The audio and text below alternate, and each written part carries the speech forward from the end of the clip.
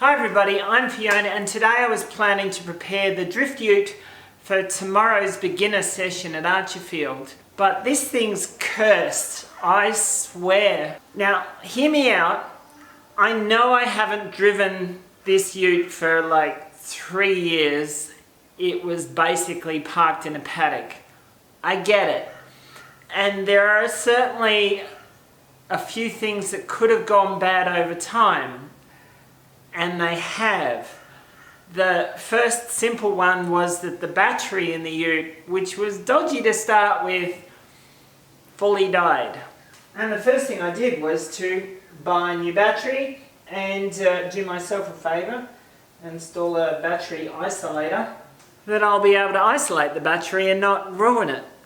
Easy fix, you say. Alright, so now we have a new battery and I can turn and crank the ute, but it's still not starting, and I'm thinking to myself, what else could it be?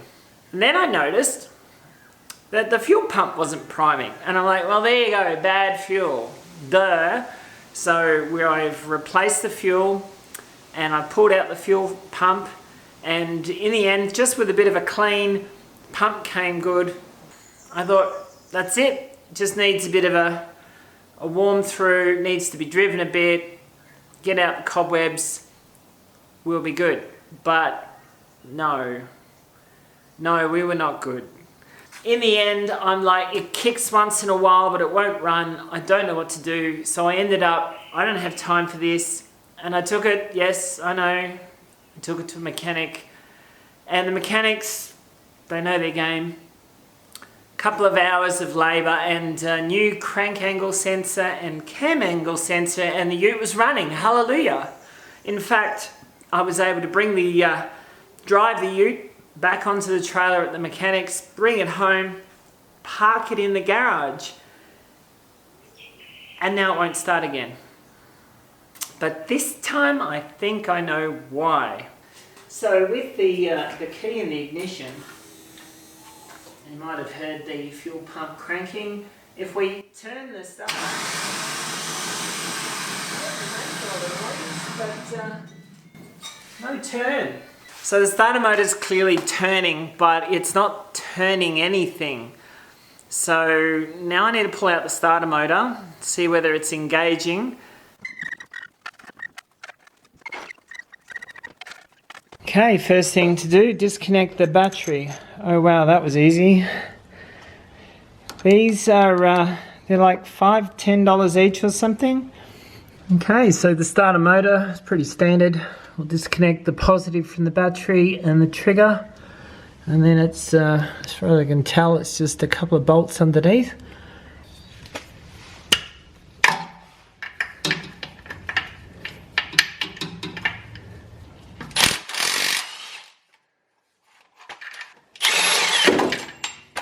Let me show you this. And there's a bit of a noise there, but the flywheel shouldn't turn that easy because it's not turning the crank or the engine, it's only the flywheel. So the cursed drift ute, flywheel's turning but the crank isn't. To me that means one thing, that the flywheel bolts are backed out. Hopefully only backed out, not snapped off. It's a good thing I've got most of my tools here now.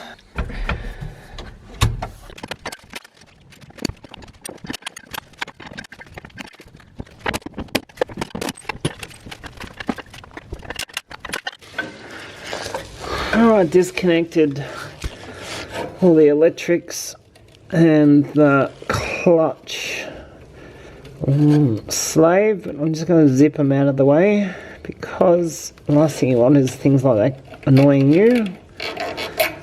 Well, that was rather sudden.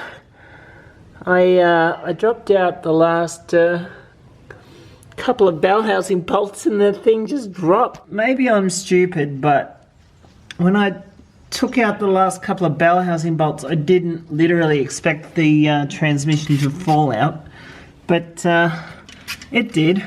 Looks like some of these have literally snapped off.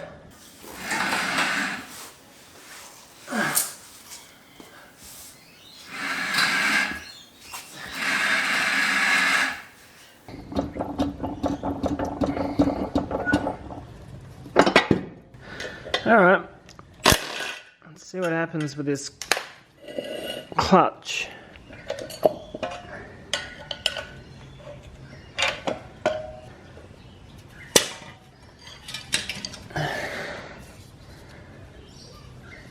I mean, it's not terrible. I wouldn't say it was great. Okay. So now we know why the starter motor was spinning, but there was nothing happening at the crank. 6 out of the 8 flywheel bolts have snapped off. The last 2 must have backed out. I mean, that's not enough to hold the power anyway, but Jesus. I'm going to have to Google up some information. I don't have the tools to extract the little bits of bolt left in the crank at this point, and I obviously don't have any replacement bolts, so I guess that's as much as I can do today. I swear this ute is cursed. But we'll keep pushing because I want more seat time. See you, bye.